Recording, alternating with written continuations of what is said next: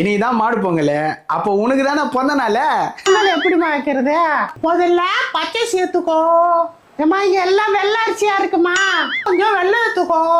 வெள்ளம் டிசம்பர் மாசம் தானே வரும். இந்த பொங்கலுக்கு எத்தனை விசில் வைக்கணும்?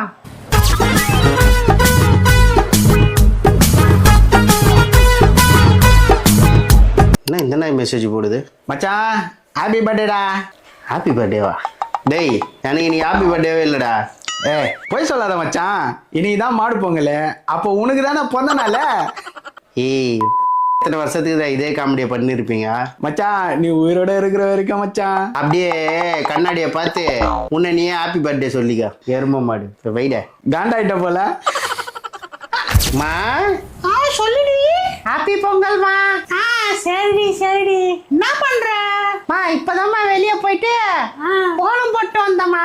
பாரு மாப்பிள்ளை வீட்டுக்கு போயிட்டு கோலம் போட கத்துக்கினா. பொங்கல் வைக்க சொன்னாங்க. பொங்கல் எப்படிமா வைக்கிறது?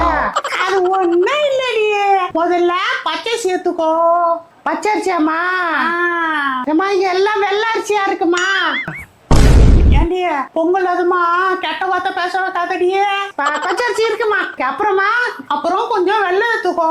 வெள்ளம் டிசம்பர் மாசம் தானே வரும். ஏண்டி ஆத்தாவா ஆத்தான்னு சொல்லுவாங்க, வேற மாதிரியும் சொல்லுவாங்க.